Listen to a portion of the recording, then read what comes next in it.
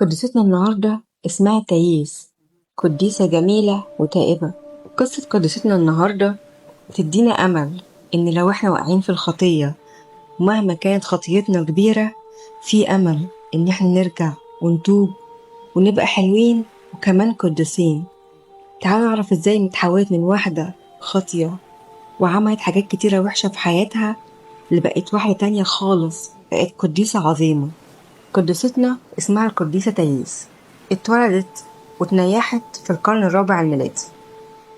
هي بنت من اسكندرية، كانت يتيمة الأب، وأمها استغلت جمالها لأنها كانت جميلة جدا وخلتها تشتغل في السوق عشان تكسب كتير، خصوصا إن تاييس كانت شاطرة قوي في الكلام، وتعرفت على أغنياء المدينة اللي قدموا لها كتير جدا مقابل شهواتهم الدنسة، وبقت معروفة كإحدى الساقطات، وبيتها كان دايما مفتوح للأغنياء الأشرار.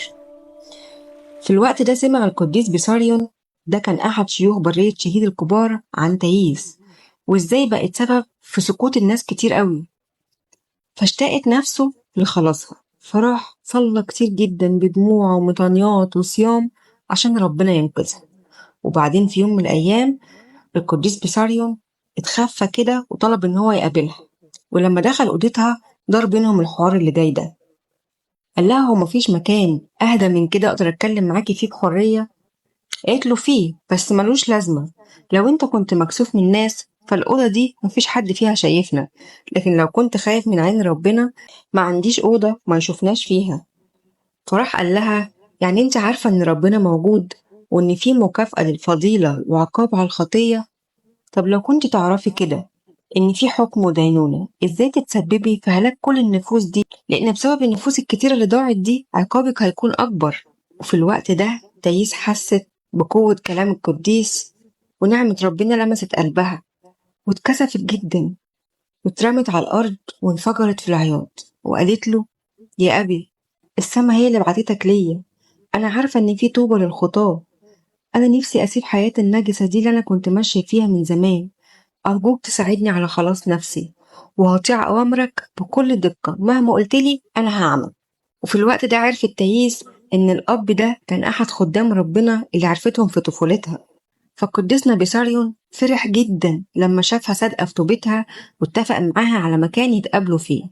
وبعدين مشي الأنبا بيساريون ومسحت تاييس دموعها، وراحت لمت كل هدومها وكل حاجاتها وجت بيها للسوق في وسط المدينة، وراحت ولعت فيهم النار، وقعدت تقول تعالوا تعالوا يا كل رفقاء السوق، تعالوا شوفوا أنا بحرق قدام عيونكم كل هداياكم وتذكاراتكم وكل اللي جمعته في حياتي الشريرة.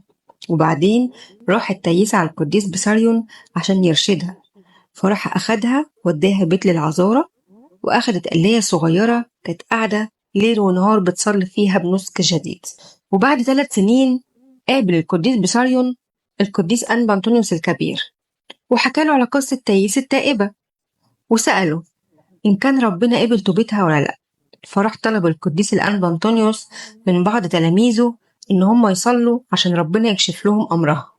وفعلا القديس بولس البسيط شاف كرسي محدش قاعد عليه بين كراسي القديسين، وقدامه 3 ملايكة، كل ملاك فيهم ماسك في ايديه سراج وإكليل باهي جدا. لما شاف القديس بولس كده قال العرش ده لتاييس. وتاني يوم الصبح راح القديس بولس يحكي للقديس الأنبا أنطونيوس على الرؤية بتاعته، ولما سمعها الأنبا بيساريون فرح جدا واستأذن وراح لبيت العذارة عشان يخرج تاييس من قلايتها الصغيرة المحبوسة فيها.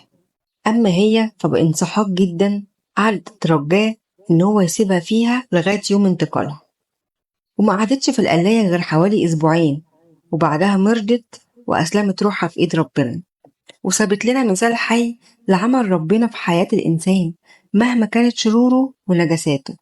بركة صلوات القديسة تاييس التائبة تكون مع جميعنا أمين، ولربنا المجد الدائم أبديا أمين. لو أول مرة تسمع سيرة القديسة تاييس التائبة ابعتها لكل الناس، خليهم ياخدوا بركة، وتابع صفحتي واستنوني كل يوم بالليل مع حكاية قديس جديد.